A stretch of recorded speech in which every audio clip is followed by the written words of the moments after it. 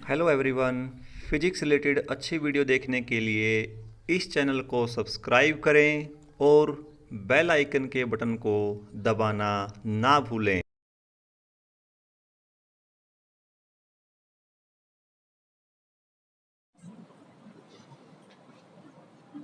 Hello बच्चों, आज हमारा टॉपिक है कंटिन्यूअस चार्ज डिस्ट्रीब्यूशन।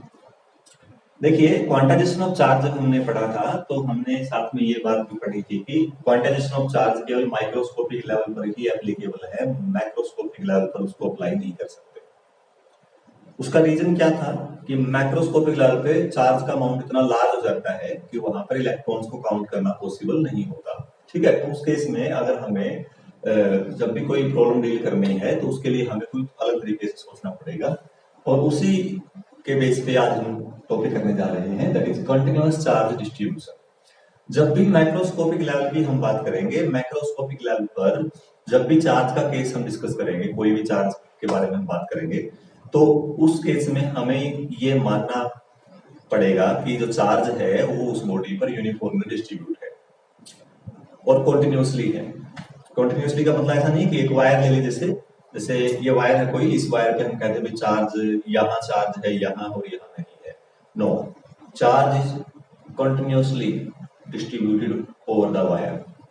ठीक है, और दूसरी कंडीशन हम यहाँ ये लगा देते हैं, अगर थोड़ा सा अच्छे से इसको हम एक्सप्लेन करें, थोड़ा सा सिंपल वे में अगर थोड़ा समझने की कोशिश करेंगे, तो एक थोड़ा सा कंडीशन और ले लेते हैं कि यूनिफॉर्म चार्ज डिस्ट्रीब्यूशन होना चाहिए। अगर चार्ज यूनिफॉर्मली डिस्ट्रीब्यूट है इस वायर पर, if the charge is distributed uniformly along a wire, wire means अगर हम बात करें लाइक दिस, अगर ये कोई वायर है और वायर हम ये इस तरह से मान के चलेंगे, जो लेंथ है जो उसकी थिकनेस है उसके कंपैरेटिवली जो लेंथ बहुत ज्यादा है, थिकनेस को हम वहां पर कंसीडर नहीं करेंगे, तो इस पे अगर चार्ज को यूनिफॉर्म डिस्ट्रीब्यूट कर दिया जाएगा, उस चार्ज डिस्ट्रीब्यूशन को हम कहेंगे लीनियर चार्ज डिस्ट्रीब्यूशन। ठीक है, इसी प्रकार अगर हम चार्ज को लाइन की बजाय अगर हम इस तरह से डिस्ट्रीब्यूट करें कि वो एक किसी सरफेस पे है, जैसे ये बोर्ड है, इस बोर्ड का जो सामने का फेस आपको दिखाई दे रहा है, अगर इस फेस पे पूरे बोर्ड को चार्ज हम कर दें, पूरे बोर्ड पे हम चार्ज डिस्ट्रीब्यूट कर दें और वो चार्ज यूनिफॉर्मली अगर डिस्ट्रीब्यूट कर दिया जाए इस पूरे बोर्ड के ऊपर, that is called surface charge distribution. ठीक है, और एक होता है बच्चों वॉल्यूम चार्ज डिस्ट्रीब्यूशन। अब वॉल्यूम चार्ज डिस्ट्रीब्यूशन में आते हैं बल्क, इन बल्क बात करते हैं हम। बल्क मतलब अंदर भी बाहर भी पूरा सरफेस भी आ गया और अंदर भी चार्ज डिस्ट्रीब्यूट है। जैसे अगर हम एटम की बात करें, तो अगर एटम ने हमने जो एक हाइपोथेटिकल मॉडल हमने मानना हुआ था शुरू में, एटम एक स्फेरिकल शेप में है, तो उस स्फेरिकल शेप में अगर हम ये मान लें कि इलेक्ट्रॉन जो है वो फैले हुए हैं उसके अंदर। ठीक है, जैसे थॉमसन का मॉडल जो आया था, शुरुआत का जो मॉडल था, उसमें ऐसा ही कुछ बोला गया था कि जो पूरा का पूरा स्फीयर एक पॉजिटिव चार्ज और इलेक्ट्रॉन उसमें हर जगह क्या है, डिस्ट्रीब्यूट है। तो इस प्रकार से कि वो पूरे वॉल्यूम में डिस्ट्रीब्यूशन हो गया, वो यूनिफॉर्म था नहीं तो एक अलग बात है, लेकिन वॉल्यूम का एक एग्जांपल हम उसको ले सकते हैं स्फेरिकल डिस्ट्रीब्यूशन के केस में, या सिलिंड्रिकल कोई ऑब्जेक्ट है, कोई भी थ्री डायमेंशनल कोई ऑब्जेक्ट है और उस थ्री डायमेंशनल ऑब्जेक्ट पे चार्ज को डिस्ट्रीब्यूट कर दिया गया है हर जगह along X axis, Y axis, Z axis, पूरा का पूरा थ्री डायमेंशनली, तो that is called volume charge distribution. ठीक है, तो अब बात आती है कि लीनियर चार्ज डिस्ट्रीब्यूशन को हम आगे डील कैसे करेंगे, ये हमें कैसे हेल्प करेगा प्रॉब्लम्स में। ठीक, तो सबसे पहले अगर हम बात करें लीनियर चार्ज डिस्ट्रीब्यूशन की, तो मान लेते हैं बच्चे हमने लीनियर चार्ज डिस्ट्रीब्यूशन के लिए that is consider a wire, thin wire, that is consider thin wire, and let the charge is given to a thin wire and that charge is distributed uniformly. ये जो charge है बच्चों, ये uniformly distribute है। Okay, अब वही बात है, पूरी वायर का चार्ज तो वही बात पॉसिबल ही नहीं है हमारे लिए निकालना, लेकिन हम एक बात अज्यूम कर लेते हैं, एक पॉइंट अज्यूम कर लेते हैं, इस पूरी वायर का जो चार्ज है वो यूनिफॉर्म डिस्ट्रीब्यूट है। यूनिफॉर्म डिस्ट्रीब्यूशन का मतलब क्या होता है? यूनिफॉर्म डिस्ट्रीब्यूशन का मतलब ये होता है कि अगर मैं इस वायर में से कहीं से भी कोई एलिमेंट काटूं, इक्वल लेंथ के एलिमेंट्स अगर मैं काटूं, अगर मैं इसको इक्वल लेंथ में काट दिया, इसको जैसे डीएल लेंथ यहां से ले ली, फिर डीएल लेंथ मैंने आगे ले ली, फिर डीएल लेंथ आगे ले ली, तो बराबर बराबर के जो एलिमेंट आपने काटे हैं, जो स्ट्रिप्स आपने ली है, उन स्ट्रिप्स पे जो चार्ज होगा वो हर स्ट्रिप्स पे सेम होगा। यानी अगर पहला लेंथ डीएल है, उस पे आपने चार्ज डी क्यू मान लिया, तो नेक्स्ट डीएल लेंथ पर भी डी क्यू होगा, उससे नेक्स्ट डीएल पर भी डी क्यू होगा और उससे नेक्स्ट डीएल पर भी डी क्यू होगा। इसे बोलते हैं यूनिफॉर्म चार्ज डिस्ट्रीब्यूशन। तो जब भी कोई हम क्वेश्चन करेंगे तो वहां पर एक स्पेसिफिक टर्म आपको दी हुई मिलेगी इस टाइप के क्वेश्चंस में। डिस्ट्रीब्यूशन वो खुद एक आपके लिए सिचुएशन क्रिएट करेगा प्रॉब्लम में कि इस टाइप का डिस्ट्रीब्यूशन है और ये कंडीशन है कि यूनिफॉर्म डिस्ट्रीब्यूशन है लाइन के लॉन्ग। तो उस केस में हम एक छोटी सी टर्म डिफाइन करते हैं, that is linear charge density. Linear charge density जिसको हम लैम्डा से लिखते हैं, and that lambda can be represented by the formula dq by dl. This is called linear charge distribution and the term is known as the linear charge density. Charge per unit length अगर हम कहें unit length पर कितना charge है। फिर मैं कह रहा हूं ये ध्यान रखना है कि हमें कि जो हम यहाँ ये मान के चले हैं कि इक्वल डीएल लेंथ पे हर जगह हमें चार्ज क्या है, इक्वली डिस्ट्रीब्यूट हो रहा है। जब भी नॉन डिस्ट्रीब्यूशन होगा तो जो ये है ये आपका कांस्टेंट नहीं होगा, फिर ये फिक्स नहीं होगा।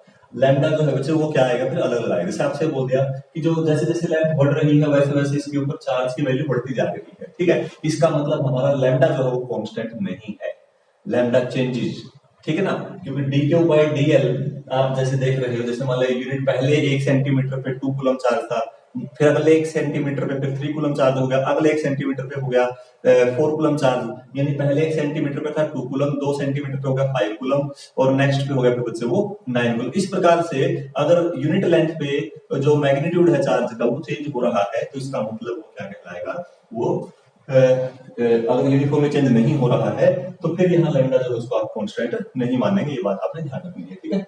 इसकी यूनिट क्या है मतलब, इसकी यूनिट आएगी coulomb per metre, coulomb per metre. Dimension formula simple अगर कहेंगे तो वो आ जाएगा AT A इनटू चार्ज का जो डायमेंशन फॉर्मूला होता है वो AT होता है और लेंथ का L-1 होता है। तो इसी हिसाब से सेकंड केस है सरफेस चार्ज डिस्ट्रीब्यूशन।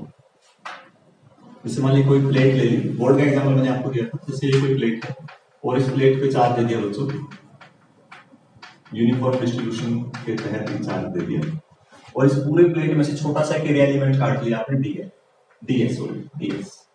जैसे यहाँ से एक लेंथ एलिमेंट हमने DL काटा और इस लेंथ एलिमेंट पे कितना चार्ज माना हुआ हमने D।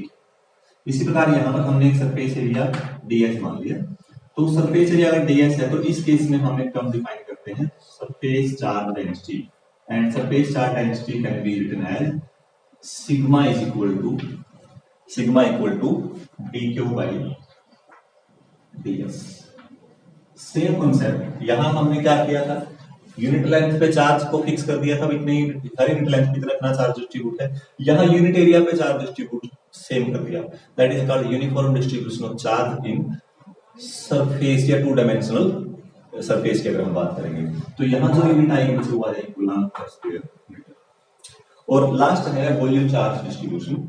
तो वॉल्यूम चार्ज डिस्ट्रीब्यूशन के लिए क्या होगा, मान लेते हैं हमने कोई एक 3 डायमेंशनल ऑब्जेक्ट ले लिया, कोई भी ले सकते हो, चाहे आप वो क्यूब ले सकते हो, वो क्यूबॉइड ले सकते हो, वो सिलेंडर ले सकते हो, वो आप स्फीयर ले सकते हो, जो भी आप मतलब यूज करना चाहें उस वर्ड डायमेंशनल 3 डायमेंशनल ऑब्जेक्ट वो ले सकते हो। जैसे मान लिया हम अगर यहाँ पर एक क्यूब ले लें, अगर हम एक क्यूब कंसीडर करें यहाँ,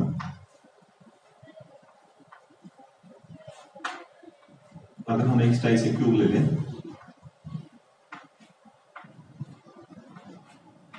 इस क्यूब पे चार्ज डिस्ट्रीब्यूट कर दिया पूरे क्यूब पे, जैसे कमरा दिखाई दे रहा है। अगर इस कमरे के अंदर अगर एक सिंपल सा हम एग्जांपल लेके चलें, इस कमरे पे हमने नीचे कोई जैसे गेहूं है, गेहूं के एक एक दाना मैंने इसके ऊपर क्या कर दिया बच्चे, इस पूरे कमरे के अंदर ऐसे डिस्ट्रीब्यूट कर दिया।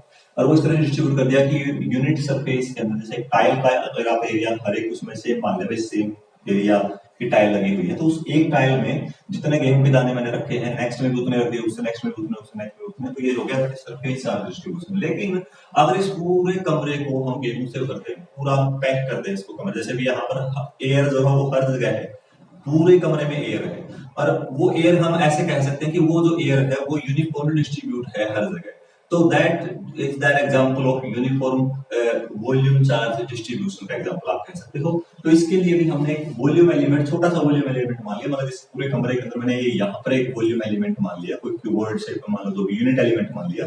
तो उसमें मान लिया चार्ज कितना है, डी क्यू है, तो उसमें चार्ज डी क्यू है, तो इसके लिए हम डिफाइन करेंगे rho that is volume charge density and we can written as dq divided by dv and it is written as coulomb per metre. Okay, अब दूसरा पॉइंट देखिए क्या है। दूसरा पॉइंट ये है कि इसको, इस एक्सप्रेशन को, अगर हम, वही बात आ गई, अब इसकी हमें जरूरत कैसे पड़ती है, मेन क्वेश्चन ये है कि हमें इसकी जरूरत कैसे पड़ती है, कहाँ हमें इसकी जरूरत पड़ेगी। तो उसके लिए जैसे क्वेश्चन आया कि आपने फोर्स निकालना है और एक वायर की वजह से फोर्स निकालना, जिस वायर पे चार्ज दिया हुआ है यूनिफॉर्म डिस्ट्रीब्यूट, जिसकी लीनियर चार्ज डेंसिटी लैम्डा देखी है, तो उसका जो आप फोर्स है, इलेक्ट्रोस्टैटिक फोर्स कैसे निकालेंगे। देखिए उसके लिए मान लेते हैं हमने एक वायर, जैसे ये वायर लिया, हमने एक वायर कंसीडर कर ली, that is consider wire having uniform charge distribution.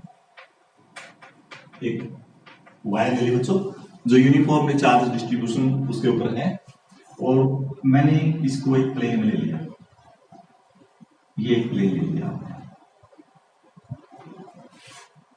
That is considered plane, X Y plane में रख दिया। This is an origin. मान लेते हैं चार्ज क्यू है या क्यू नोट है, इस क्यू नोट चार्ज पे हम फोर्स निकालना चाहते हैं इस पूरे वायर एलिमेंट की वजह से, क्या है, ठीक है। तो उसके लिए क्या है, यहां हम एक छोटा सा एक एलिमेंट कंसीडर कर लेते हैं, ठीक है, let's consider this element is D है, और इस एलिमेंट का जो चार्ज मान लेते हैं वो मान लेते हैं तो टी क्यू आई। मैं क्या कह रहा हूं, इस छोटे से एलिमेंट का चार्ज कितना है, डी क्यू आई है, और ऐसे ऐसे कितने एलिमेंट हमने काट दिए, इसमें आई एलिमेंट काट दिए, 1 2 3 4 5 ऐसे ऐसे आई एलिमेंट्स काट दिए, ठीक। तो ये पॉइंट ओ है, तो यहां से इस एलिमेंट के लिए इस चार्ज का, डी क्यू आई चार्ज का पोजीशन वेक्टर क्या आएगा, इस पोजीशन, इसका पोजीशन वेक्टर आएगा आर आई, और इस क्यू नोट चार्ज का पोजीशन वेक्टर क्या आएगा, that is R naught. Okay, तो अब फोर्स कैसे लग रहा है, डायरेक्शनल फोर्स विल बी, ये जो इसकी वजह से, इस वायर की वजह से इस टेस्ट चार्ज का अगर फोर्स निकालना है तो ये क्या करेगा बच्चों, इसको रिपेल करेगा, तो इसकी जो डायरेक्शन आएगी वो उसी टाइप से, like this, and this direction of force can be written as D F naught I. ये रिप्रेजेंटेशन जो देते हैं ना, कुछ स्पेसिफिक रिप्रेजेंटेशन होती है बच्चे, थोड़ा सा ध्यान रहे। और क्यों, इस कैसे, क्या मतलब इसका मतलब ये है कि इस क्यू नोट चार्ज पर इस डी क्यू आई चार्ज की वजह से कितना फोर्स लगा है, इसका मतलब ये है, ठीक है। तो अब ये फोर्स निकालें कैसे, कूलम्ब्स लॉ ऑफ इलेक्ट्रोस्टैटिक्स हमने पढ़ लिया, क्योंकि आप, हमें पता था कि कूलम्ब्स लॉ जो है ना वो केवल पॉइंट चार्ज के लिए ही एप्लीकेबल है, इस बात का हमें पता था। इसी बात को ध्यान में रखते हुए हमने क्या किया, इस वायर में से केवल एक छोटा सा एलिमेंट ऐसे काटा कि हम उसको पॉइंट चार्ज ट्रीट कर सके, ठीक है, अब हम कूलम्ब्स लॉ अप्लाई कर सके। समझ में आई बात? तो इसीलिए ये जो रिजल्ट आएगा ये आएगा के कांस्टेंट, ठीक है, D Q I into Q naught Q one Q two divide by ये डिस्टेंस आएगी बच्चे आर। देखो आई से नोट की तरफ पोजीशन वेक्टर का अगर लिखोगे आप तो बनेगा are I naught vector, are I naught vector. जैसे पहले हमने लिखा था यहाँ नोट आई है तो यहाँ आई पहले आ जाएगा और नोट बाद। रिप्रेजेंटेशन है उसकी, कुछ नहीं है, Q into are I naught vector. इसको थोड़ा सा अगर आप चेंज करें तो के 1/4 पाई एप्सिलॉन नॉट वैल्यू इसकी याद रखें, ये डायरेक्टली कांस्टेंट नहीं, स्मॉल के हम यूज कर रहे हैं। डी क्यू आई आ जाएगा lambda into DL, lambda into DL and this is Q not divide by are I not cube are I not, ठीक है। थोड़ा सा और इसको चेंज करते हैं, पोजीशन वेक्टर लिखते हैं। 11th क्लास में आपने ट्राइंगल ना पढ़ा था ना, देखो ये वेक्टर इस तरफ, ये वेक्टर इस तरफ, तो इस वेक्टर का और इसका जो सम आएगा वो ये आएगा, यानी R I plus R I naught vector is equal to R naught vector. ठीक है, तो आर आई नोट वेक्टर आएगा आर नोट माइनस आर, तो इसकी वैल्यू हम यहाँ पुट कर सकते हैं। तो ऊपर आ जाएगा बच्चे के lambda D L Q naught divide by are naught, क्या बताया था मैंने, this plus this is equal to this, तो ये वैल्यू आएगी तो ये इधर आके माइनस हो जाएगा, R naught minus are I Q, और यहां वेक्टर आ जाएगा R naught minus are I Q. इस तरह से हम फाइंड आउट कर सकते हैं। तो ये तो है स्मॉल एलिमेंट का फोर्स, लेकिन हमें निकालना है टोटल फोर्स, और टोटल फोर्स निकालने के लिए आपको पता है अगर ऐसा छोटे छोटे एलिमेंट्स हैं और ये एलिमेंट मान लिया हमारे पास n एलिमेंट्स हैं, अगर ये एलिमेंट होते हैं 5 तो फिर तो क्या करते हैं, पहले एलिमेंट का प्लस दूसरे एलिमेंट का फोर्स, फिर तीसरे एलिमेंट का फोर्स, चौथे एलिमेंट का फोर्स, पांचवें एलिमेंट का फोर्स, प्रिंसिपल ऑफ सुपरपोजिशन लगाते और उसको फाइंड आउट कर लेते। लेकिन अब हमने क्या है, पूरी पूरी वायर जो है उसमें हमने मान लेते हैं n एलिमेंट्स काटे और n एलिमेंट बहुत ज्यादा है, और जब आपको पता बचे n की वैल्यू बहुत बहुत ज्यादा होती है तो हम जोड़ने की बजाय फिर एक सीधा डायरेक्ट मेथड ऑफ मैथमेटिक्स का मैं बार बार कह रहा हूं, फिजिक्स में मैथमेटिक्स का बहुत इंपॉर्टेंट रोल है, then we use integration not summation.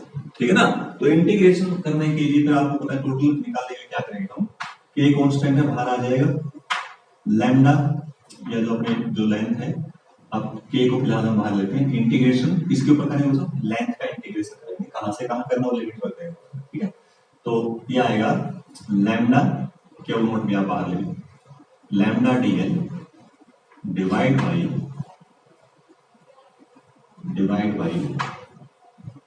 Are naught minus are I Q vector R naught minus R, this is the total force acting on a point charge q node due to a wire having uniform charge density lambda, ये given है आपको। ठीक है, तो हम इसका integration कर देंगे तो रिजल्ट आपको मिल जाएगा। इसी प्रकार सरफेस चार्ज डिस्ट्रीब्यूशन इसके लिए निकालते बच्चे, तो इसके लिए हमारे पास टोटल फोर्स क्या था, यहाँ एक एरिया लेते हैं हम सरफेस एरिया, उसका एरिया एलिमेंट कंसीडर करते हैं, उसका चार्ज d q y मानते हैं, उसके लिए जो फोर्स आता k q नोट। अब इंटीग्रेशन होता सरफेस एरिया पे s पे, लैम्डा की जगह sigma into ds r naught minus are i vector divide by are naught minus are i vector cube, और वॉल्यूम के लिए बच्चे यहाँ रो आ जाता है और यहाँ dv, और यहाँ क्या आता दिया जाता है। इस प्रकार से हम इसको फाइंड आउट कर सकते हैं। तो ये कंटीन्यूअस चार्ज डिस्ट्रीब्यूशन का एक सम है, वो लीनियर है, सरफेस है, वॉल्यूम। अब क्वेश्चन ये आता है कि how we can apply this, इसको अप्लाई कैसे करते हैं, तो उसके लिए एक एग्जांपल लेके चलते हैं, उस एग्जांपल से करेंगे इसको। मान लेते हैं एक रिंग दे दी,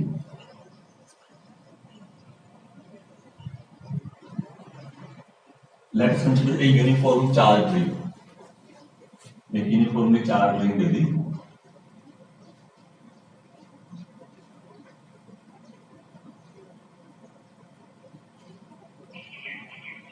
और ये ले लिया बच्चों सेंटर, और इस सेंटर से हम किसी पॉइंट पर फोर्स निकालना चाहते हैं, इस पॉइंट पर पूरी रिंग की जाएगी। कल जो पिछला जो लेक्चर था उसमें हमने क्या देखा था कि अगर कोई रिंग देखी है, यूनिफॉर्मली चार्ज रिंग है, उसके सेंटर पे अगर फोर्स निकालेंगे तो 0 आएगा। ठीक है, लेकिन यहाँ अब इस रिंग पे चार्ज यूनिफॉर्म दे दिया, यूनिफॉर्मली चार्ज रिंग है, लेकिन अब सेंटर पे निकालने की बजाय हम जो फोर्स है वो कहाँ निकालेंगे, वो किसी पॉइंट पे निकालेंगे। ठीक, तो इसके लिए सबसे पहले हम मान लेते हैं जो रिंग का रेडियस है वो a है, a is the radius. Okay, ये पॉइंट O है, ये छोटा सा एक एलिमेंट मान लिया यहाँ पर dl, let this is N length element of ring dl, और इसका चार्ज जो है स्मॉल अमाउंट ऑफ चार्ज मान लिया dqy, लैम्डा जो है वो इसका लीनियर चार्ज डेंसिटी है लैम्डा। ठीक, एक एलिमेंट सेम बिल्कुल आइडेंटिकल एलिमेंट, जस्ट इसके अपोजिट हम यहाँ कंसीडर कर लेते हैं, इसका क्यों लेते हैं, ताकि हमारी प्रॉब्लम थोड़ी सी आसान हो जाए, हम आसानी से कर सके, क्योंकि जो कोर्स वेक्टर क्वांटिटी है तो उसको उसी हिसाब से ट्रीट करेंगे। और कैसे निकालेंगे रिजल्ट, इस पॉइंट पे निकालना बच्चों, तो यहाँ पर ले लेते हैं, यहाँ से इसको ज्वाइन कर दीजिए, क्योंकि इस एलिमेंट को जैसे यहाँ निकालो तो ये डिस्टेंस हमें पता होनी चाहिए, तो यहाँ पर, ठीक है, और इसको यहाँ से ज्वाइन कर दो। अब क्योंकि ये बिल्कुल अपोजिट है, आइडेंटिकल है, तो इसलिए जो डिस्टेंस ये है इसको मान लिया x या r ले लीजिए, क्योंकि r ही हम आमतौर पर दिखाते हैं, तो बच्चों ये डिस्टेंस ले लेते हैं x, या इसको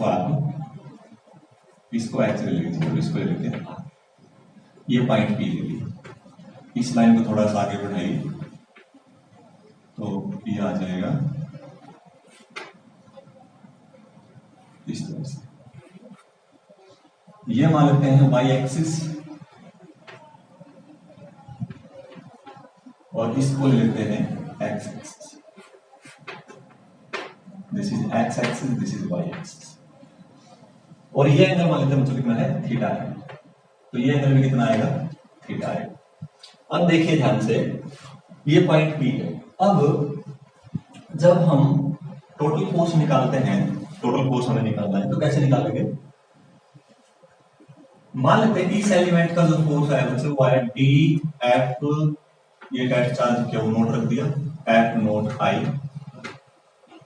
सेम एलिमेंट यहाँ काटा हुआ है, यहाँ भी हमने D Q I charge element ले रखा है, तो इसका जो फोर्स आएगा वो फोर्स भी कुछ इसी टाइप से आएगा, सेम आएगा मैग्नीट्यूड डी एफ नोट आई।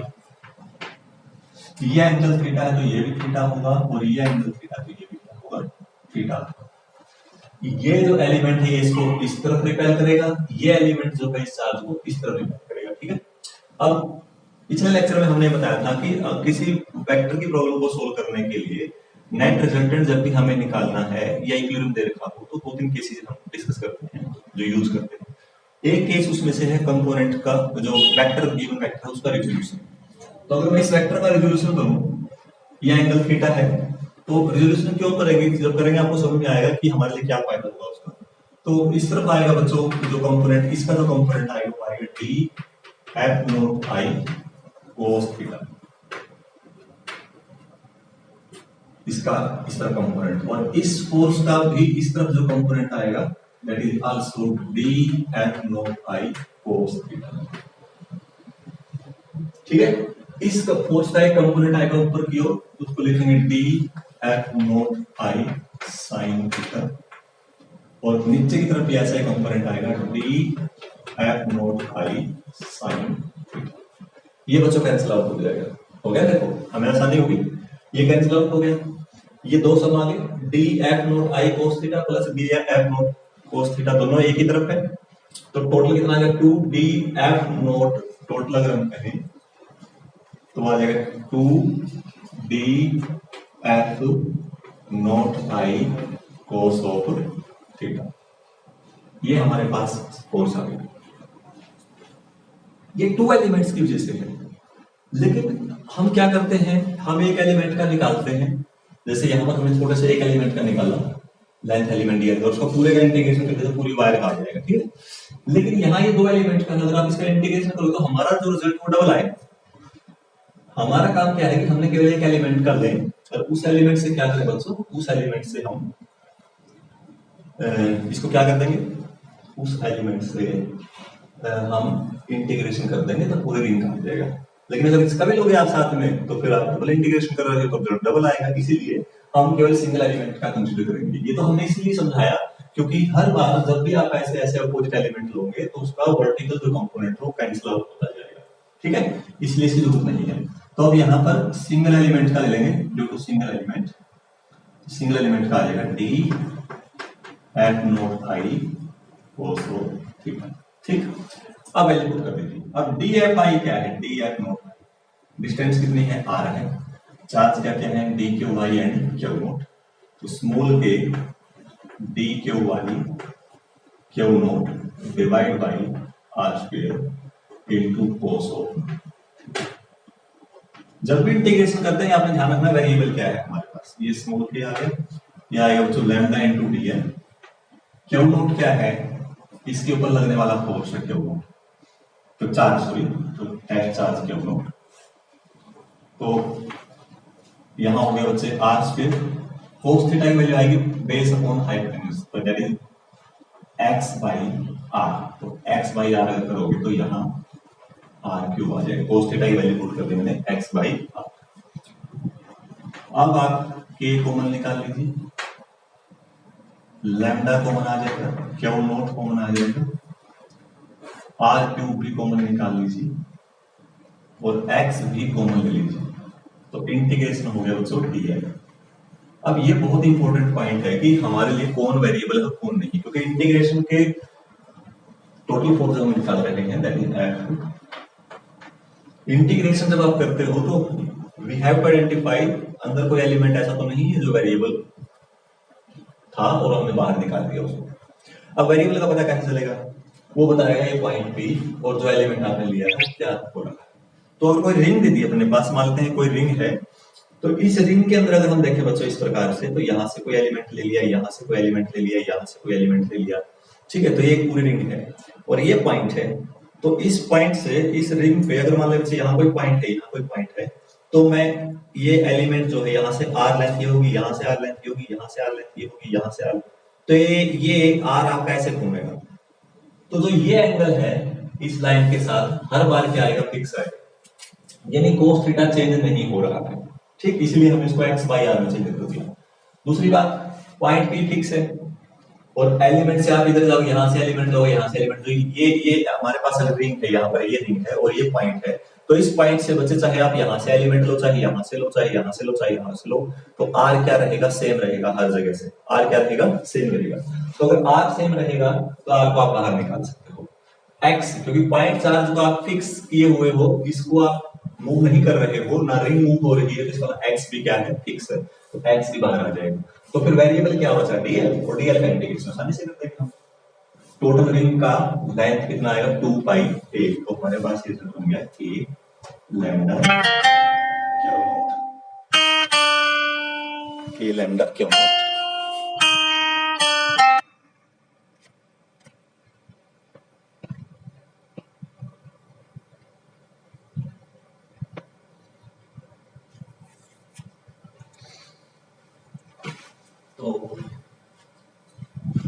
तो क्या बनेगा, ये इंटीग्रेशन आपका जो आएगा, यहां से लिखेंगे के lambda q naught x divide by r cube into dl की वैल्यू आ जाएगी 2 pi into a, 2 pi into a, ये मैग्नीट्यूड आ गया बच्चों इसमें, the magnitude of the force,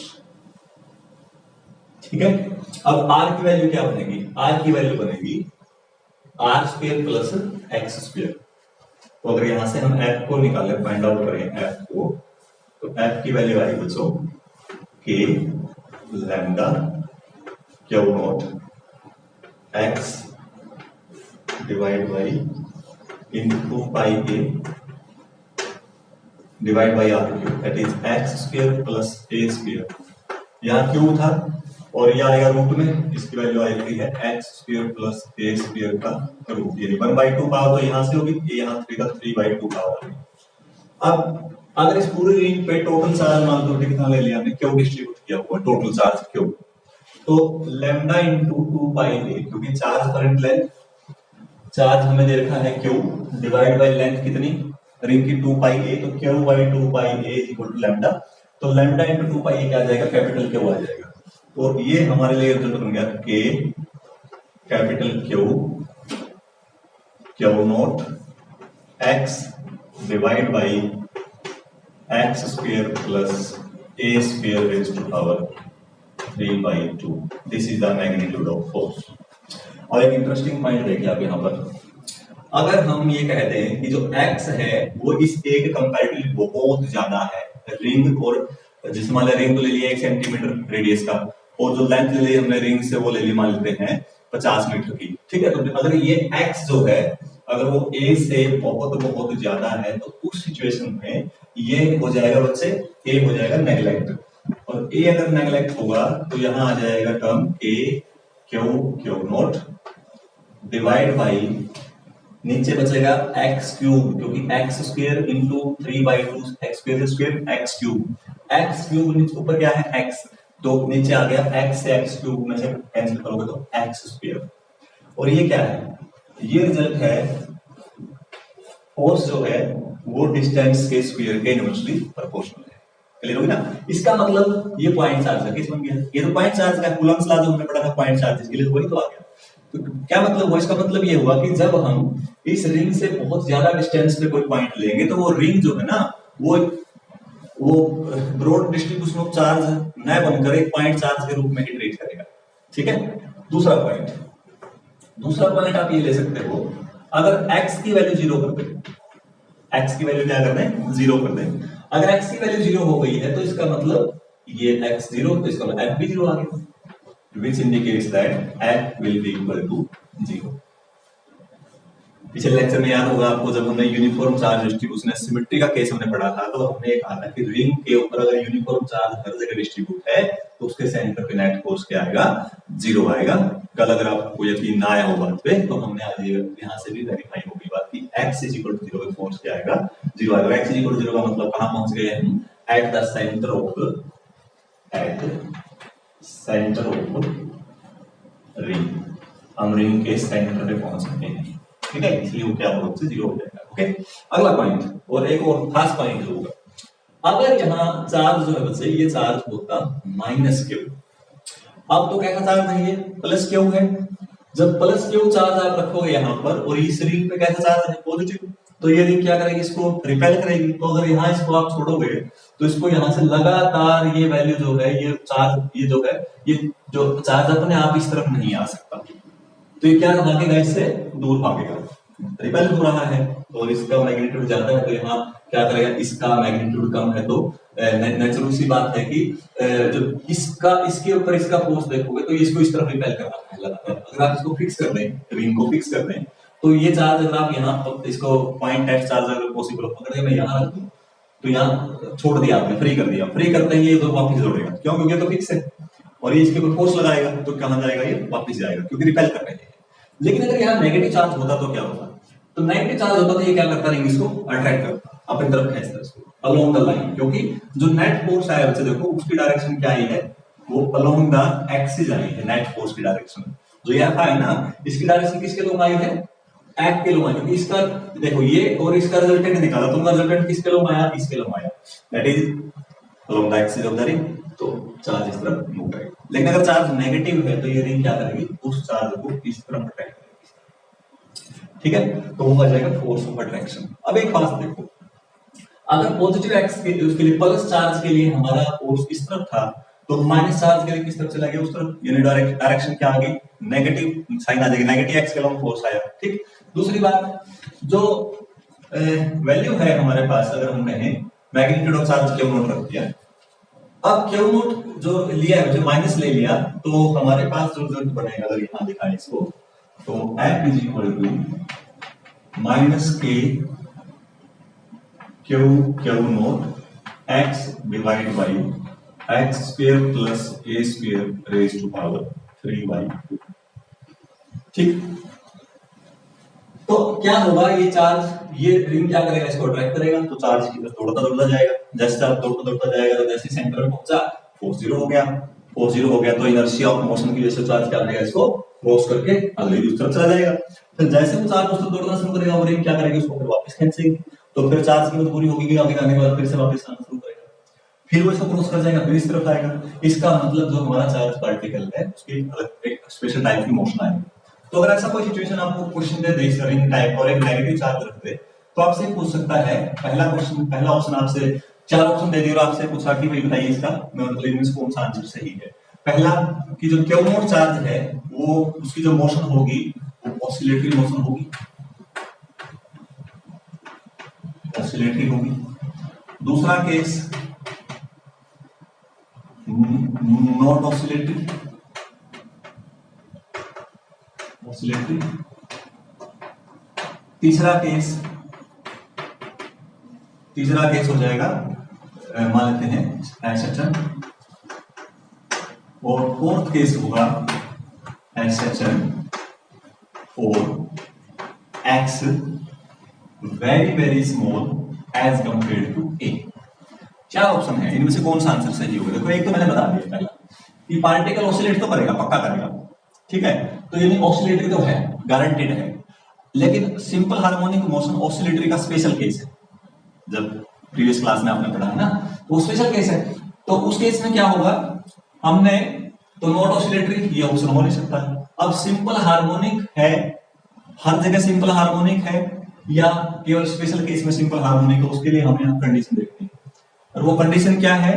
वो कंडीशन ये है कि अगर फोर्स डिस्प्लेसमेंट के नेगेटिव के डायरेक्टली प्रोपोर्शनल आए, यानी एक्सेलरेशन अगर डिस्प्लेसमेंट के नेगेटिव के प्रोपोर्शनल आ रहा हो कहीं, तो उस मोशन को हम क्या कहेंगे?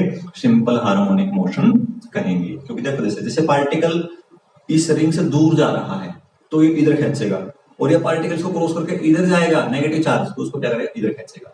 रिमेंबर दैट नेगेटिव चार्ज के लिए क्वेश्चन है, अगर पॉजिटिव चार्ज होता तो इनमें से कोई भी ऑप्शन नहीं आता। नॉट ऑसिलेटर आप कह सकते हैं, लेकिन मोशन क्या होती है इसकी? करंट चला जाता है वो, ठीक है। तो अब अगर x की वैल्यू a से बहुत बहुत कम है, अगर x की वैल्यू a से बहुत बहुत कम है, तो ये वैल्यू यहां पर आप क्या करोगे? से अगर ये बहुत कम है तो इसको नेगलेक्ट कर दोगे, तो अब नीचे अंदर बचेगा नीचे a क्यूब, तो ये रिजल्ट आ गया k Q note x divide by a cube minus, अब k fix, Q fix, Q not fix और a फिक्स। a रिंग का रेडियस फिक्स है, ये वैल्यू फिक्स है, तो बचा क्या? x। तो हम क्या वेरी कर रहा है? चार्ज पार्टिकल जब मूव करेगा तो x वेरी कर रहा है, और x वेरी कर रहा है, तो हम क्या कहेंगे? f is directly proportional to negative of x। और इसका सिंपल सा मीनिंग यही है कि जो पार्टिकल की मोशन होगी वो क्या होगी? SHM होगी, लेकिन ओनली फॉर स्पेशल केस, और x is very very small as compared to a। ठीक है, तो इस टाइप के और भी बहुत सारे क्वेश्चन सोचे आपको मिल सकते हैं। स्ट्रेट वायर का केस भी आप ऐसे ही मैथमेटिकली निकाल सकते हैं, लेकिन स्ट्रेट वायर का हमें यहाँ जरूरत नहीं पड़ेगी, क्योंकि स्ट्रेट वायर का केस हम गॉस थ्योरम से फाइंड आउट कर सकते हैं। लेकिन कुछ स्पेशल केस बनेंगे उसके, वो हम जब उस टॉपिक पे आएंगे स्ट्रेट वायर के लिए भी हम कर सकते हैं। या आपसे रिक्वेस्ट है मेरी, एक बार स्ट्रेट वायर का केस ऐसे ही आपने कोशिश करनी है। जैसे मान लीजिए स्ट्रेट वायर है, ये कोई स्ट्रेट वायर है, और इस पॉइंट पे से आप निकालना चाहते हो, और इस पूरी वायर पे पॉजिटिव चार्ज दे रखा है, पूरी वायर पे पॉजिटिव चार्ज दे रखा है, तो इस पॉइंट पे निकालना चाहते हो, तो यहाँ लेंथ एलिमेंट dl मान लिया आपने, उतना ही लेंथ एलिमेंट आप नीचे से मान लो, इसका फोर्स इस तरफ आएगा, इसका फोर्स इस तरफ आएगा, वर्टिकल कंपोनेंट कैंसिल आउट हो जाएंगे, इस तरफ का कंपोनेंट बचेगा। लेंथ के साथ इंटीग्रेशन करना है, ये ध्यान रखना है यहाँ पर आपने कि क्या क्या टर्म वेरी कर रही है। यहाँ तक केवल एक ही टर्म वेरी कर रही थी dl, लेकिन यहाँ आप अगर इस dl यहाँ लोगे, यहाँ लोगे, यहाँ लोगे, तो आपका जो ये लेंथ है, ये लेंथ भी क्या करेगा बच्चों? वेरी करेगा, तो दो टर्म वेरी करेंगे यहाँ पे, ये ध्यान रखना है, ठीक है। आप करके देखना। अगर कोई प्रॉब्लम आ रही है आप कमेंट बॉक्स में डाल सकते हो, जब भी मुझे पता चलेगा वहां से कि बच्चे को प्रॉब्लम आई है, समझ में नहीं आया, हम इसको डिस्कस कर लेंगे। लेकिन अगर आप प्रैक्टिस खुद करोगे तो ज्यादा अच्छा रहेगा, ठीक है बच्चे। ये था कंटीन्यूअस चार्ज डिस्ट्रीब्यूशन। अभी छोटा सा टॉपिक और है, इस चैप्टर को आज क्लोज करते हैं हम, और उस टॉपिक का नाम है गोल्डन इलेक्ट्रोस्कोप। गोल्डन इलेक्ट्रोस्कोप क्या है? एक ऐसा apparatus है जिससे हम क्या करते हैं कि आप इंस्ट्रूमेंट कह सकते हो, जिससे कि हम चार्ज को डिटेक्ट करते हैं, इवन उसके नेचर को और उसकी स्ट्रेंथ को। The gold leaf electroscope is useful for measuring the strength as well as the nature of the charge. अब काम कैसे करता है, सिंपल सा प्रिंसिपल है उसका, तो उसके बारे में हम डिस्कस करेंगे। ओके, देखते हैं। तो ये है बच्चों गोल्ड लीफ इलेक्ट्रोस्कोप। एक गिलास की बोतल है, इस गिलास बोतल में प्लास्टिक के दो स्टॉपर के बीच में से ब्रास रोड डाली गई है, और ऊपर ब्रास की ही डिस्क रखी गई है, ठीक है। अब इसके अंदर जब ये ब्रास रोड डालते हैं हम, ऊपर ब्रास जो डिस्क है ये रख दिया, ये जो अरेंजमेंट बनता है ये चार्ज के नेचर और स्ट्रेंथ को डिटरमिन करने के लिए यूज होता है। अगर ये लीव डाइवर्ज होते हैं तो ये चार्ज की स्ट्रेंथ को डिटरमिन करता है। ज़्यादा डाइवर्ज होंगे तो ज़्यादा स्ट्रेंथ होगी, कम डाइवर्ज होंगे तो कम स्ट्रेंथ होगी। जैसे मान लेते हैं हम कोई चार्ज इसके ऊपर टच करवाते हैं, कोई चार्ज बॉडी को हम ब्रास डिस्क पे टच करवाते हैं, तो इससे क्या होगा ब्रास डिस्क पे, तो डाइवर्जेंस बढ़ गया है, और पहले से अगर ज़्यादा हो गया डाइवर्जेंस, इसका मतलब चार्ज का स्ट्रेंथ क्या है, ज़्यादा है। तो स्पेसिंग जो है वो स्ट्रेंथ को बता रही है, ज़्यादा स्पेसिंग होगी तो। अगर कम स्पेसिंग है तो वो क्या बता रही है, वो बता रही है चार्ज का जो है वो वीक है, वो वीक चार्ज को रिप्रेजेंट करता है। ठीक है, इस टाइप से हम पता कर सकते हैं। अब अगर हम यहाँ पर इस रोड को कोई चार्ज देते हैं और चार्ज देने से स्पेसिंग बढ़ गई है, देखिए स्पेसिंग बढ़ गई, इसका मतलब स्ट्रेंथ क्या है, ज़्यादा है, चार्ज की स्ट्रेंथ ज़्यादा है। तो सेम चार्ज लीव ने एक्वायर किया है जो बॉडी के ऊपर चार्ज था, तो वो बॉडी क्या करेगी, डाइवर्ज करेगी।